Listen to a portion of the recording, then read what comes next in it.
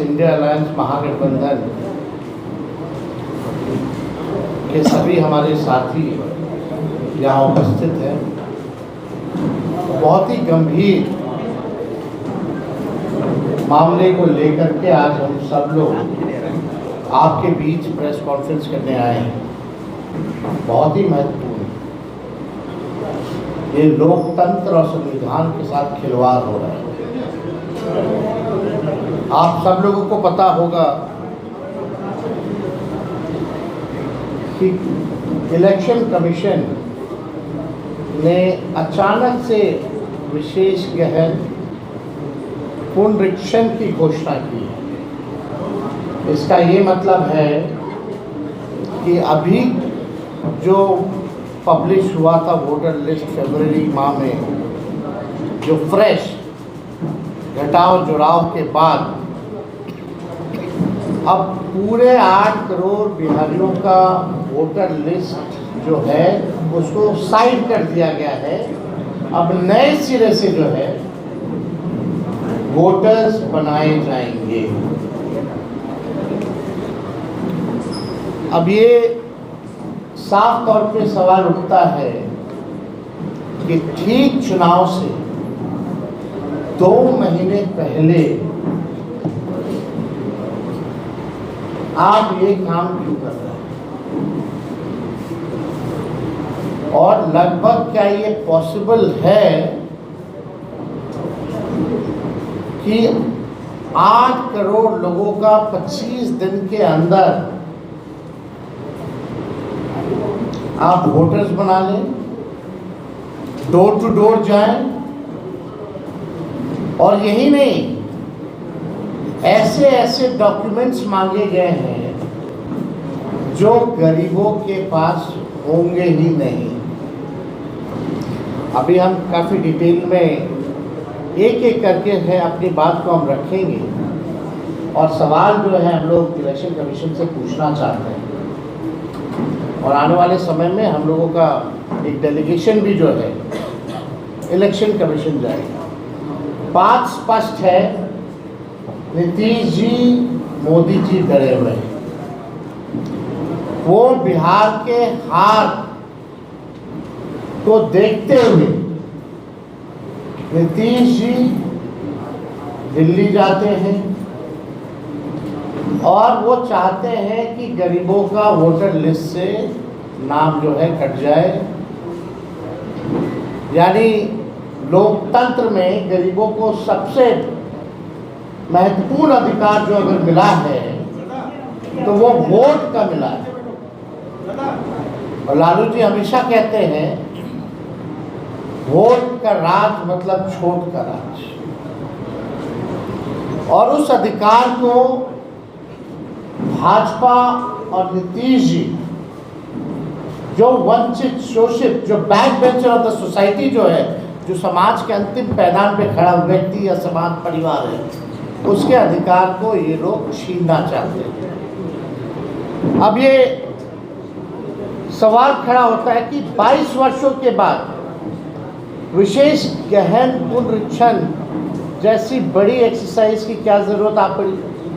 क्या गिनती के दिनों में ये करना संभव है, जबकि विशेष गहन पुनरीक्षण में 22 वर्ष पहले जो हुआ था, 22 वर्ष पहले उसमें लगभग 2 साल लगे थे जो अंतिम हुआ था। तो अब केवल बिहार में होगा, देश के और किसी राज्य में नहीं होगा, केवल बिहार में होगा। और क्या जो पिछले बार 2 वर्ष लगे थे, तो क्या ये पॉसिबल है कि आप 25 दिन में इसको पूरा कर लें? ये सवाल खड़ा होता है, और साफ इसमें साजिश की बू आती है। और इस साजिश में और कोई नहीं, नीतीश कुमार जी का बड़ा योगदान है, और मोदी जी, क्योंकि ये लोग डरे हुए हैं। नहीं जानता कि ये मानसून का समय है बिहार में। हाँ बताइए, बाढ़ बिहार का कुल 73% इलाका जो है बाढ़ से हम लोग परेशान रहते हैं, यानी क्षेत्र प्रभावित रहता है। 73% सवाल उठेगा कि लोग अपना जान माल बचाएगा कि चुनाव आयोग को कागज ढूंढ ढूंढ करके लोग देगा। ये सवाल पैदा होता है। कई नदियां में पानी जो है बहुत तेजी से बढ़ रहा है, कई जगह अलर्ट किया गया है, और इस मानसून के समय क्या लोगों के पास इतना समय है कि चुनाव आयोग को अपना कागज देगा। तीसरा बहुत महत्वपूर्ण बात है, लगभग आज से ये कार्य जो है शुरू कर दिया गया है। 90% से अधिक DEO ERO है, उनके पास 2003 का मतदाता सूची भी उपलब्ध नहीं होगा जिसके आधार पर वो ये कार्य करेंगे। यानी अभी तक उन लोगों को वो मतदाता सूची जो है उपलब्ध भी नहीं कराया गया है और काम जो है शुरू करा दिया गया है। मैं दावे के साथ कहता हूँ और कह रहा हूँ कि इन लोगों को कोई उपलब्ध मतदाता सूची नहीं कराई गई है। संविधान और लोकतंत्र विरोधी भाजपा और उसकी सहयोगी दल जनता दल यूनाइटेड गरीबों और वंचित वर्गों के मतदान के अधिकार को छीनना चाह रहे हैं। पहले उनका मतदाता सूची से नाम काटेंगे, पहचान पत्र नहीं होगा, फिर गरीबों का राशन बंद करेंगे, पेंशन बंद करेंगे, अनुसूचित जाति जनजाति और पिछड़े वर्गों की छात्रवृत्ति बंद करने का इनका पूरा एजेंडा है। इन्होंने जो डॉक्यूमेंट्स मांगे हैं, आधार कार्ड को नहीं मानते हैं, मनरेगा कार्ड को नहीं मानते हैं,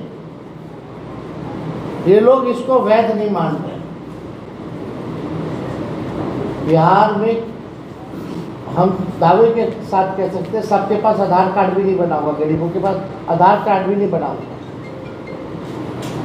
लेकिन ये आधार कार्ड को भी नहीं मान रहे हैं। अब इसमें कौन कौन सा डॉक्यूमेंट लगेगा हम आपको बताएंगे,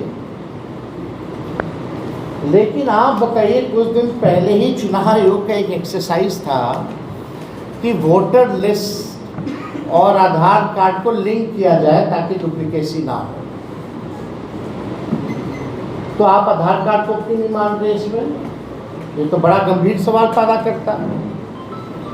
ये RSS BJP के लोग गरीबों वंचितों के मतदान का अधिकार समाप्त करना चाहते हैं, और आज भी RSS के एक बड़े नेता ने संविधान बदलने की बात की है।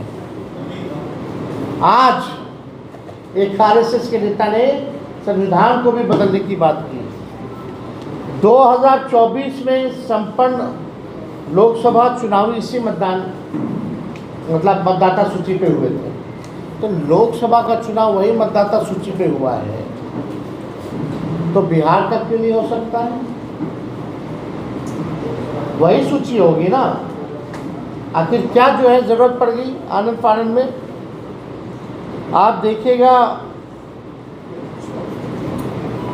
यही सहायक निर्वाची पदाधिकारी नियुक्त थे, सब लोग उसमें पदाधिकारी जो होंगे वही होंगे जो करेंगे, तो अचानक से ये क्यों ख़त्म किया जा रहा है?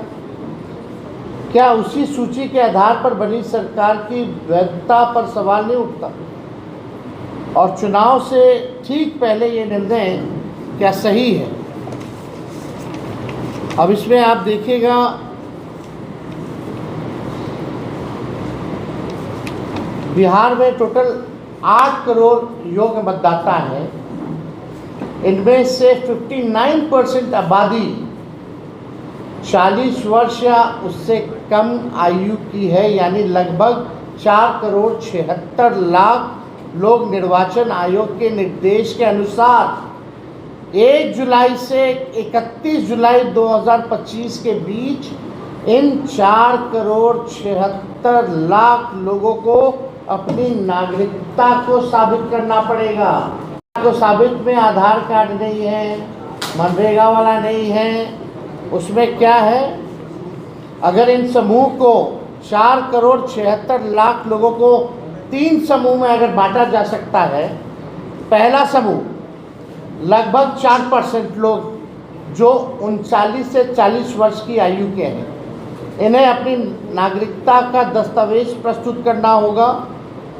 दूसरा समूह लगभग 85% लोग जो 20 से 38 वर्ष के उम्र के हैं, यानी 4 करोड़ से अधिक लोग, इन्हें अपने पिता या माता का नागरिकता साबित करना पड़ेगा, दस्तावेज प्रस्तुत करना पड़ेगा, यानी माता पिता का बर्थ सर्टिफिकेट भी आपको ला करके देना पड़ेगा, तब जा करके आप वोटर बनिएगा। तीनों समूह का रिपीट कर दें। पहला समूह देखो भाई, 4 करोड़ 76 लाख लोगों को 3 समूह में बांटा जा सकता है। यानी पहला समूह लगभग 4% लोग जो 39 से 40 वर्ष की आयु के हैं, इन्हें अपनी नागरिकता के दस्तावेज प्रस्तुत करने हैं। दूसरा समूह लगभग 85% लोग जो 20 से 38 वर्ष के उम्र के हैं, यानी 4 करोड़ से अधिक, इन्हें अपने माता पिता की नागरिकता को साबित करना पड़ेगा।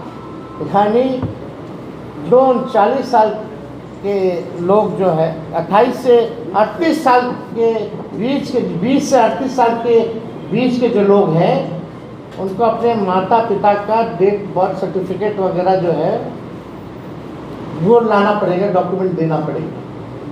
कितने गांव देहात में आपके माता पिता का कितना लोगों का सर्टिफिकेट बना है, ज़रा बता दीजिए। वो कहाँ से लाएंगे, और वो भी बाढ़ के समय में। तीसरा समूह लगभग 11% लोग जो 18 से 20 वर्ष के उम्र के हैं, यानी 50 लाख से अधिक वोटर, इन्हें अपने दोनों माता पिता के नागरिकता संबंधी दस्तावेज देने हैं। सवाल दोनों है, उसमें आइदर है, इसमें दोनों है, 18 वाले। सवाल ये है कि क्या बिहार के आम नागरिक निर्वाचन आयोग द्वारा मान्य अपने माता पिता का जन्म तिथि और जन्म स्थान का प्रमाण पत्र ला सकते हैं क्या? जो हम सवाल पहले पूछे।